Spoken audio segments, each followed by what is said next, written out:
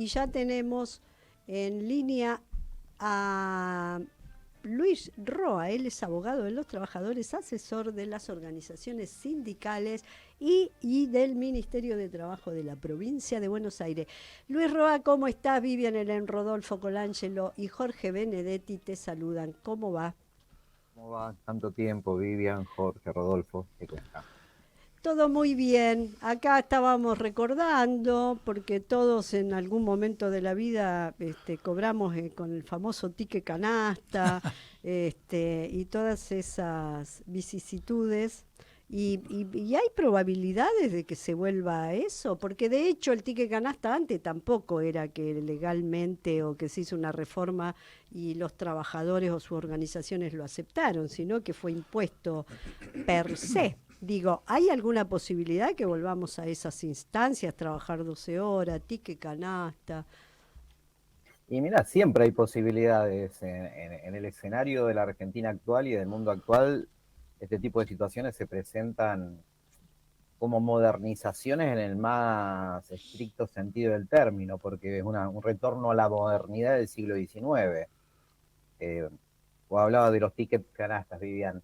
¿Y a qué nos hacen acordar los tickets de los 80, de los 90? Sino al pago con fichas de la Forestal. Ujú. Claro. O de la Patagonia Rebelde. Es decir, el pago en especie con una suerte de cuasi moneda del patrón. No es ni más ni menos que eso. Ojo, no, tampoco es un invento de los 90, es un invento de finales de la dictadura que durante la primera etapa del periodo de retorno democrático se consintió el pago mediante, aclaremos un poquitito a los oyentes, ¿no? Mediante vales que podían ser canjeados por mercadería en un supermercado, mediante vales que podían ser canjeados por comida en un restaurante o en un bar, o mediante vales que podían canjearse por combustible en una estación de servicio. Estos tickets funcionaban casi como una cuasi moneda, pero revestían el carácter de no remuneratorio y tuvieron entidad jurídica en una reforma, un DNU, si mal no recuerdo, 1477, a finales de 1989 ya, en los primeros meses del sadomenemismo, donde se le dio carácter jurídico. Y recuerdo también que se había reformado, se había introducido por decreto un nuevo artículo de la ley de contrato de trabajo que era el 105 bis. A ver, ¿y qué tiene de perjudicial esto? En principio porque toda suma de dinero que recibe el trabajador en concepto de su trabajo debiera ser considerado remuneración y por lo tanto debiera tomarse en cuenta para aportes y contribuciones de la seguridad social, eventualmente la jubilación. Se debiera tomar en cuenta cuando uno hace horas extras y el cálculo de las horas extras. Se debiera tomar en cuenta los efectos de calcular el día de las vacaciones. Se debiera tomar en cuenta cuando me tomo una licencia paga por enfermedad o porque nació mi hijo o porque me estoy tomando un examen. Dios no quiera, pero también se toma en cuenta cuando uno Indemnización, tiene claro. que tener presente cuando lamentablemente nos despiden. Ujú. Con lo cual, son formas de ir erosionando el volumen de la remuneración y dándole un nombre pomposo, ticket canasta, beneficios sociales, a algo que de acá a la China es salario. Lo implementó con profundidad el menemismo luego a través de la ley 24.700 y fue derogado en el año 2007. Ujú. Luis, digo, adelantándonos, porque esto que señalás vos, no hay aportes, cae el sistema previsional, se desfinancia, o sea, le sirve para la otra estrategia, que es la de privatizar el servicio, otra vez volver a privatizar las jubilaciones, o sea, las 12 horas, todos estos cambios. Lo que te quiero preguntar, digo, adelantándome es, ¿se puede volver de todo esto cuando pase el temporal? Mira, siempre se puede volver. Hay cuestiones estructurales más profundas, como lo puede ser la implementación del RIGI. Me refiero a la ley bases. De todo se puede volver, pero cada vez es más difícil. Eh, Dijiste algo muy interesante recién. Estos mecanismos que se utilizan para bajar el costo laboral directo, es decir, beneficiar siempre a la oferta y no a la demanda, es decir, beneficiar los bolsillos de los patrones y no beneficiar el bolsillo de los trabajadores, es un mito urbano que anda dando vueltas desde hace varias décadas. En los 90 tuvimos mucho de esto, y donde en nombre de combatir el déficit fiscal se implementó un sistema de desfinanciamiento fiscal. Y este es un sistema de desfinanciamiento fiscal, Claro, ni más ni menos. claro, claro. Claro, yo no quiero dar ideas, pero yo recuerdo en mi infancia que estaban los bonos 9 de julio implementados por Alzogaray, que creo que se lo pagaban solo a los jubilados, porque me acuerdo mi abuelo cobraba con bonos 9 de julio, iba a las almacenes, no había supermercados en aquella época, y los comerciantes se lo cotizaban a la mitad en la mercadería. También hay antecedentes también. No, pero lo mismo pasaba con los tickets. Ujú. Claro. Los tickets tenían un valor de mercado, Claro. y eran una cuasimoneda, funcionaban como una cuasimoneda. Es decir, a veces te lo pagaban un 10% menos, te lo tomaban a un 5% menos, te lo tomaban a un 15% menos. A ver, depende la altura del mes en la que estés. Pero el primer objetivo claramente es de financiar el fisco. El otro objetivo en paralelo es, a ver, que sirva como polea de auxilio para bajarle el costo laboral a los patrones. ¿Quién se ve perjudicado? Y se ve perjudicada la sociedad, se ve perjudicado el Estado, se ven perjudicados los trabajadores. Eh, la verdad que es escatológico. Recordemos algo, porque esto lo había introducido el sadomenemismo cuando había creado el artículo 103 bis de la LST, y estaban los incisos B y C. Estos incisos B y C fueron derogados en el 2007 por la ley 26.341, cuando bajo instancias de Héctor Recalde, los tickets pasaron a mejor vida. Claro. Pasaron a mejor vida porque no podían cumplir el rol que le querían asignar los patrones, que era que sean no remuneratorios, iban a pasar a ser remuneratorios, con lo cual no podían cumplir el fin del desfinanciamiento y de bajar el costo laboral, dejaron de existir. Pero un dato más, en el año 2009, la Corte Suprema de Justicia dictó un fallo, fue muy importante, el fallo Disco, Pérez con Disco, donde se declaró la inconstitucionalidad de esto. ¿Y por qué lo señalo? Porque fue un fallo muy importante y que señaló toda una época desde entonces, desde 2009 para acá, donde hay una jurisprudencia absolutamente pacífica, en el sentido que los tickets canasta, por más vuelta que le demos, son remuneración, con lo cual el Estado, de implementarlo, reincidiría en una suerte de antijuricidad, pero de carácter legal. O sea, Claro. te hago una pregunta, Luis, ¿cómo ves el panorama, digamos, esta intencionalidad del gobierno de estas reformas y la posición última de la CGT? ¿Cómo estás viendo el panorama sindical en relación a estas medidas o esta intención de implementarlas? Mira,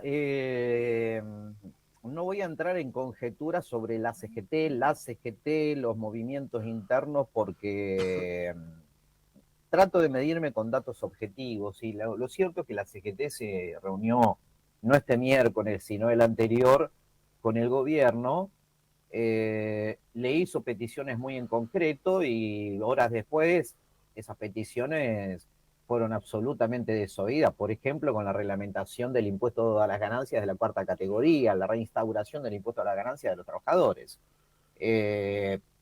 Dicho esto, había una invitación por parte del gobierno a la CGT de formar parte del Pacto de Mayo en una suerte de mesa de diálogo social. A ver, para nuestros oyentes, ¿qué es el diálogo social? Es el modelo típico que propone la Organización Internacional de Trabajo. Y bueno, uno puede decir, wow, interesante esto. Es un modelo tripartito: gobierno, empresarios, sindicatos. Pero yo tengo esa costumbre de mirar la cuestión desde el lado de los laburantes. Ujú. Este diálogo social, este tripartismo, esta suerte de pacto social, lo social medio le jode un poco la palabra,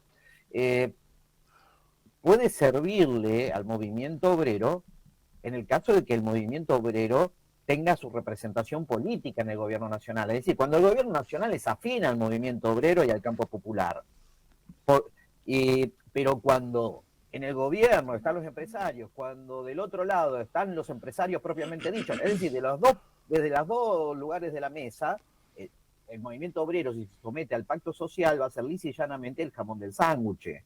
Por eso me parece, Vivian, de acuerdo a tu respuesta, que me parece muy, muy importante la respuesta de la CGT de rechazar ese convite a hacer jamón del sándwich, donde no hay ningún atisbo de ser escuchada, sino avanzar con esto. Bueno, de hecho, Sturzenegger se cebó esta semana y dijo, vuelven los tickets canasta, vamos a insistir con la jornada laboral de 12 horas, la jornada laboral de chicle.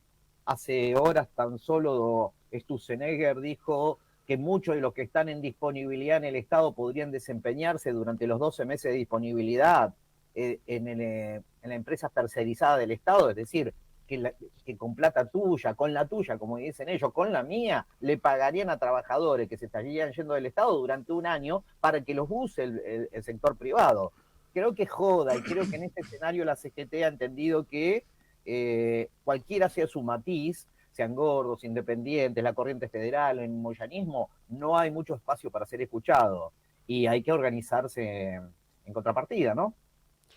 Sí, esto también la CGT, digo, se avanzó esta semana en denostar bastante a la CGT, ¿no? Por esa reunión, y se le exigió propio y extraño, digo, hubo una avanzada sobre acusaciones de la CGT, así que bienvenida a la última reunión en la que no van a participar. Claro, y Luis, vuelvo con conjuntar y acelerar hacia adelante por el tema de la velocidad de estos cambios, aquello que apareció casi como tontamente Macri diciéndole a Vargas Llosa voy a hacer lo mismo pero más rápido, que efectivamente viene sucediendo. Te quiero preguntar si no hay también un correlato directo del deterioro en términos formales del trabajo formal, del trabajo registrado, o sea, si no hay pérdida de peso de los trabajadores organizados para un momento de discusión, como si el ideal de Sturzenegger sea cuando me siente con la CGT van a ser un grupo muy chiquito y ya no van a representar a tantos trabajadores, ¿no? No me cabe duda, de hecho un par de técnicas, entre comillas, que están usando, pues fíjate lo que señalábamos recién de la jornada laboral de 12 horas. ¿Cómo sería? Sería la implementación del banco de horas o la utilización de la jornada laboral sobre la base del promedio. Que en una semana de 48 horas, por ejemplo, vos labures en promedio 8 horas cada día, pero tal vez un día laburás 12, otro 12, y el resto lo vas ordenando en lo que te queda. Bueno, ahí está la jornada de 12 horas.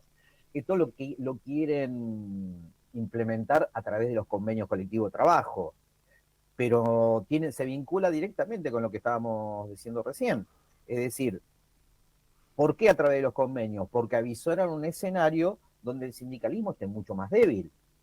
Y acá no pasa por sectores retardatarios o apresurados del movimiento obrero, sectores más combativos o menos combativos, pasa por correlación de fuerzas. Mira, yo no soy un fanático de la correlación de fuerzas, pero lo cierto es que si el desempleo empieza a subir como lo está haciendo, si la subocupación demandante lo sigue haciendo como está pasando, si la posibilidad de discutir mano a mano la paritaria para ganarle a la inflación en el salario de cada vez se hace más complicada, lo estamos viendo en las paritarias,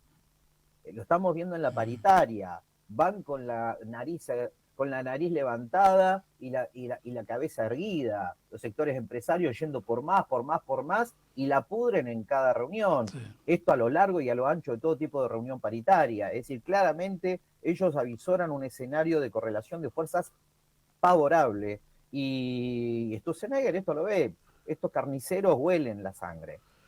Claro, yo con el tema de las 12 horas que quieren implementar, de alguna manera no se está naturalizando, porque los jóvenes que trabajan en teletrabajo, conozco muchos casos, trabajan 14 horas. Los jóvenes que hacen delivery, 14. El otro día el que vino a traerme la pizza a mi casa, hace 16 horas que estoy trabajando, sin ningún tipo de derecho. ¿No se están naturalizando esto? Colangelo es el pudiente de esta mesa. Compra una pizza. Pizzas. Bueno, que convide. Eh, Sí, no trae, no no trae. trae. No. No, bueno, pero por eso ustedes me invitan así remoto. Eh, no, a ver, sí, se está naturalizando claramente. De hecho, están sentando, la ley base sentó las bases para, valga la redundancia, para excluir un contingente importante de la ley de contrato de trabajo y de las paritarias, de la huelga, del sindicato, de los derechos básicos que tiene cualquier laburante, que es a todos los que estén bajo contrato de locación de servicio de obra, no van a estar en la LST. Y dice que los que estén bajo este tipo de contrato no se presumirá que hay un contrato de trabajo. Y si a esto le agregamos la figura del microempresario que tiene 3 colaboradores, que salió hace pocas horas el decreto 661, que lisa y llanamente dice esos 3 colaboradores son monotributistas. Claro. Evidentemente estoy generando un universo paralelo donde no va a existir el derecho social, el derecho laboral. Y estoy generando como dicen los pibes, lo digo todo el tiempo como Marvel, un multiverso, un universo paralelo, un universo de trabajadores con derechos cada vez más ínfimos y un universo de trabajadores a la que te criaste. Todo esto bajo el fantasmagórico designio de la modernidad. Luis, para cerrar en pocos minutos, ¿cuál es tu visión para los próximos meses o de aquí a fin de año? ¿Qué ves? Un deterioro muy veloz. Yo lo que creo que lo más complejo de este escenario es que mucho de la base social o base electoral, no sé hasta qué punto es una base social, de la base electoral que encumbró a este gobierno, son sectores del trabajo. Una incógnita es, ya que son los grandes agredidos de estos 7 meses de gobierno, 6, 7 meses de gobierno, la pregunta para hacerse es ¿hasta cuándo van a acompañar esa base social a este gobierno, ¿no? Ujú. Porque no estamos hablando de la clase media, no estamos hablando de la clase media alta, ni estamos hablando de la clase alta, estamos hablando de sectores del mundo del trabajo que muchos todavía creen. De ahí las dificultades de las organizaciones sociales y las organizaciones sindicales de poder vertebrar una oposición frontal. No pasa solamente, no es una cuestión voluntarista. Hay que ver en este escenario el nivel de desgaste y de credibilidad que tiene esa base. Qué sé yo, hace un tiempo hablábamos de, si hubiéramos hablado de esto hace 50 años, hablábamos de las bases materiales. Y si tuviéramos que resolver esto de acuerdo a las condiciones materiales de los laburantes, y debiera haberse pudrido hace unas semanas ya, hace un par de meses. Bueno, nos hicimos todos gramscianos y hablamos de la batalla cultural. Bueno, la batalla cultural, yo ya creo haberlo dicho ante estos mismos micrófonos, la perdimos por goleada hace bastante. Sí, hace muchos años. Y la perdimos hace bastante, dejémonos joder con eso, y cuando teníamos que llenarle la panza a la gente no lo hicimos.